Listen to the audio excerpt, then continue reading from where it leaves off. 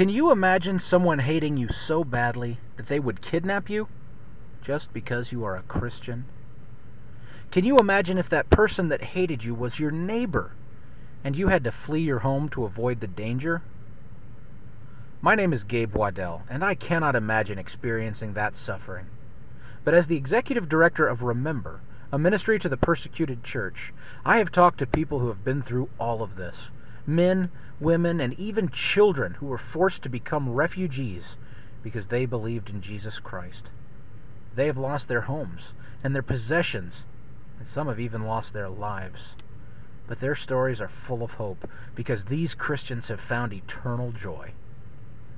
Come with me as we explore the stories of these Iraqi Christians.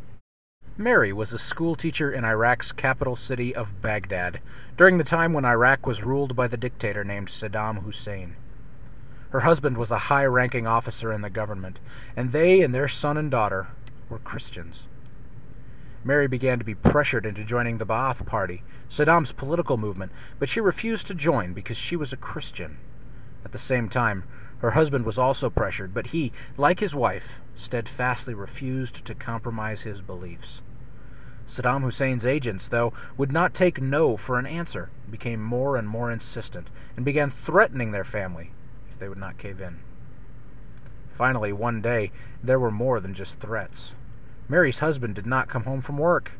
When they called his office, the people there just told her that he was working late. But they did not hear anything for 2 whole days. In fact, they never saw him alive again. He had been killed by the very government that he worked for. Mary and her 2 children could not safely stay in Iraq.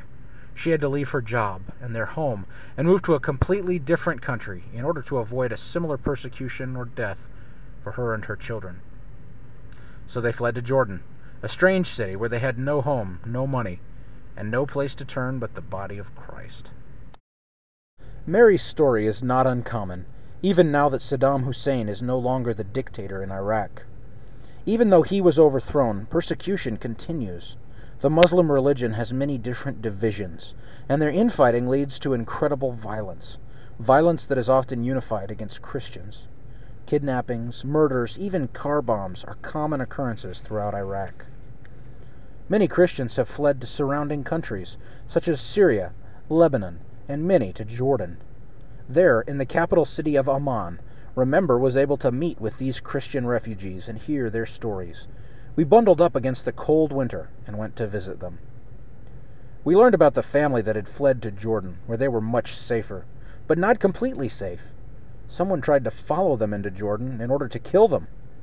And this was not just any someone. It was the woman's Muslim brother, who was so angry that his sister was a Christian that he tried to chase her down to personally persecute her. But these Christians hold tight to their faith, worshiping Jesus Christ in spirit and in truth, even though their circumstances are harsh. The eternal salvation that they have gives them hope in spite of their suffering. And as we hear their stories, we can see that hope. And we can do something to help them. These Iraqis are refugees living in a strange country where the cold can be intense, as it was during our visit. They need blankets and heaters in order to avoid sickness and be comfortable.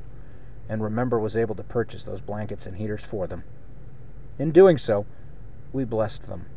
But they were a blessing to each of us, too, because their lives demonstrate the true power of the gospel.